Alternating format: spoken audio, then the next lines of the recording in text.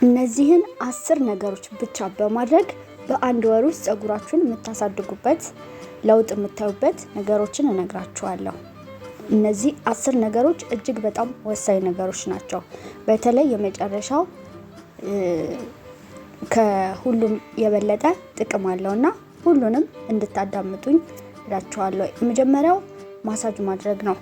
ቆዳችንን የፀጉራችን ቆዳን ማሳጅ ማድረግ። እነዚህም በኮኮናት ኦይል ሊሆን ይችላል፣ በካስተር ኦይል ወይ በሮዝመሪ ኦይል የቆዳችንን ማሳጅ በማድረግ ብለድ ሰርኩሌሽን እንዲጨምር ማድረግ እንችላለን እና ይሄ ደግሞ ለፀጉራችን እድገት እጅግ በጣም ጥቅም አለው። ሌላኛው ነገር የሽንኩርት ውሃ ትሪትመንት ነው። ይሄንን የሽንኩርት በውስጡ ሰልፈር ይይዛል። በውስጡ ሽንኩርት ሰልፈር አለው። ይሄ ደግሞ እንዳልኳችሁ ለፀጉር እድገት እጅግ በጣም ወሳኝ ነገር ነው፣ ሰልፈር ማለት ነው። ይሄንን እንግዲህ የምትጠቀሙት ፍሬሽ ሽንኩርቱን ፈጭታችሁ ቆዳችሁ ላይ ልትታጠቡ ስትሉ በማድረግ ቆዳችሁ ማሳጅ በማድረግ ከ10 እስከ 15 ደቂቃ ቆይታችሁ መታጠብ። ሁልጊዜም ልትታጠቡ ስትል መሆን አለበት፣ ምክንያቱም ብዙ መቆየት ስለሌለበት ቆዳችሁ ላይ ማለት ነው፣ ጉዳት ስላለው። ሌላኛው የሩዝ ውሃ ነው። የሩዝ ውሃ ያው ብዙ ጊዜ ሲባልም ትሰማላችሁ። አብዛኛው የፀጉር ትሪትመንቶች የሚሰሩትም ከሩዝ ውሃን አስመልክቶ ነውና ያው ጥቅም እንዳለው በደንብ የተረጋገጠ ነገር ነው እና የሩዝ ውሃውን በውስጡ ሩዝ እንግዲህ አሚኖ አሲድ አለው። አሚኖ አሲድ እና ቫይታሚን አለው። ይሄ ደግሞ ለፀጉራችን ለጥንካሬው እና በፍጥነት እንዲያድግ ይረዳዋል ማለት ነው።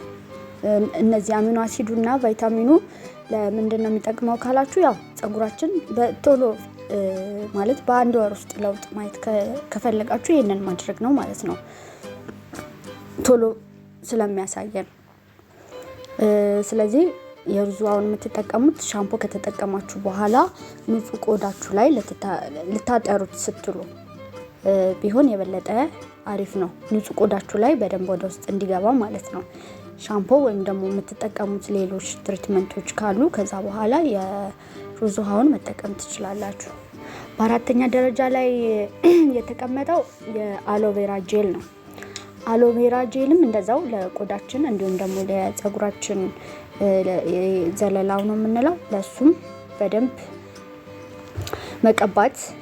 ይሄ ደግሞ ምንድነው አሎቬራ ጄል በዋነኝነት ፎሮፎር ነው የሚያስወግደው። ፎሮፎር ደግሞ ፀጉራችን ላይ ከሌለ ወይም ከቀነስ ነው ያው ፀጉራችን እድገቱ የተፋጠነ እንዲሆን ያደርገዋል ማለት ነው። ስለዚህ ያው አንድም ፀጉራችን እንዳያድግ እንደ አንድ ምክንያት ሆኖ የተቀመጠው ፎሮፎር ነው። ይሄ ደግሞ የሚቀርፍልን ነገር ከሆነ አሪፍ ነው ማለት ነው። ስለዚህ ይህም እንደተለመደው እንደሌሎቹ ቆዳችንን እንዲሁም ደግሞ ፀጉራችን ሙሉ ፓርቱን በደንብ ማሳጅ ማድረግ፣ በደንብ መቀባት።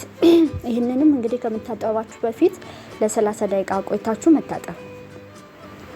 በአምስተኛ ደረጃ ላይ የተቀመጠው የእንቁላል ሄር ማስክ ነው ማለት ነው። እንግዲህ ይህም እንቁላል ብዙ ጊዜ የሚታወቀው በውስጡ ፕሮቲን እና ባዮቲን አለው ተብሎ ይታወቃል እና ይሄ ለፀጉር ግሮዝ እንቁላል ያው እንደምታውቁት ብንመገበው ራሱ ብዙ ጥቅሞች አሉት። ለፀጉራችን ቆዳ ደግሞ ለግሮዝ እጅግ በጣም አሪፍ ነው ማለት ነው። ስለዚህ ይሄንን ደግሞ ስትጠቀሙት ያው ብቻውን ሳይሆን እንቁላሉን ከኦሊቭ ኦይል ጋር ወይም ደግሞ ከሌሎች ኦይሎች ጋር አንድ ላይ ሚክስ በማድረግ ኦይሎቹንም ካልፈለጋችሁ ከእርጎ ጋር አድርጋችሁ ፀጉራችሁን መቀባት፣ በደንብ ሚክስ አድርጋችሁ ፀጉራችሁን መቀባት፣ ለ20 ደቂቃ አቆይቶ መታጠብ። ተልባ ጄል ነው። ተልባም እንግዲህ በውስጡ ፋቲ አሲድ አለው፣ ኦሜጋ 3 ፋቲ አሲድ ማለት ነው።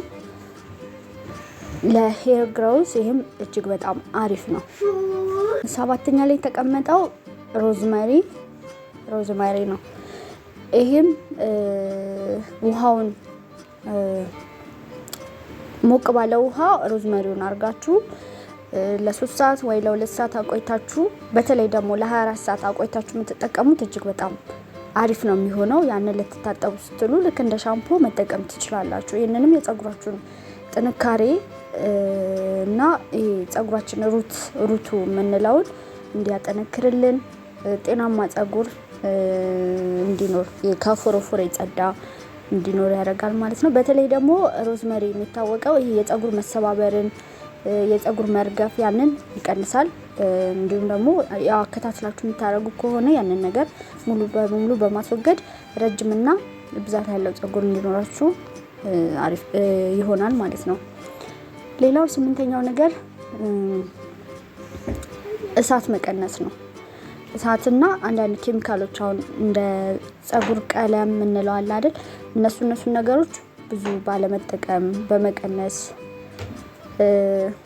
የተለያዩ በዛ እንትን ማለት ያንን ከማብዛት አንዳንድ ስታይሎችን መጠቀም እንደ ሹሩባ በስታይል መንገድ እነዛን መሰራት እነዛን ማዘውተር ብቻ እንዳጠቃላይ መቀነስ ለጸጉራችን እድገቱ ያው የተፋጠነ እንዲሆን ያደርገዋል።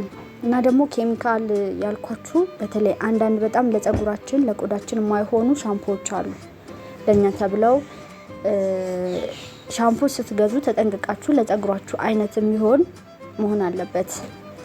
እነዛ ሻምፖዎች የምትጠቀሙ ከሆነ የጸጉር እድገትን ይቀንሳሉ። አንዳንድ ሻምፖዎች የጸጉር እድገትን ይቀንሳሉ።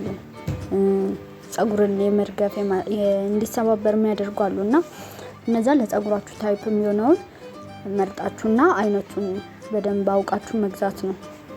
ሌላኛው ያው ሄልዚ ዳይት እና ውሃ መጠጣት እነዚህ ነገሮች በማድረግ ያው እንቁላል፣ ስፒናች፣ ፊሽ እነዚህ ነገሮች በማብዛት ጸጉራችን የተመጣጠነ ምግብ የምንለው እሱ ራሱ አንድ አስተዋጽኦ ያደርጋል የጸጉር እድገት ላይ ማለት ነው።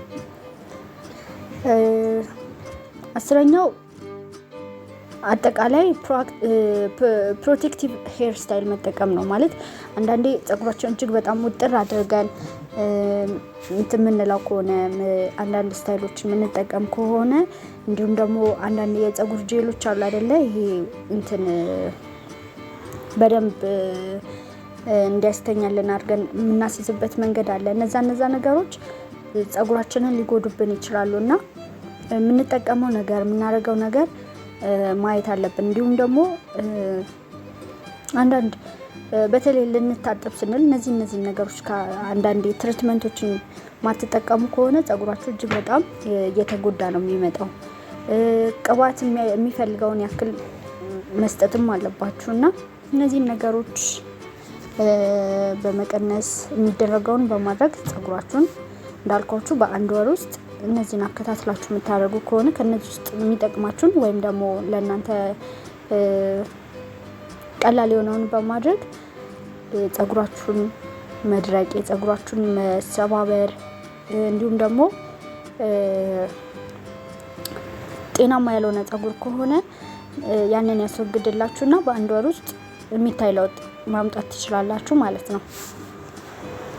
ሰብስክራይብ ያላረጋችሁኝ ሰብስክራይብ እያረጋችሁ ያላችሁን ኮሜንት እየጻፋችሁልኝ እላችኋለሁ። አመሰግናለሁ። ሌላም ቀን በተመሳሳይ ቪዲዮዎች መጻለሁኝ። ባይ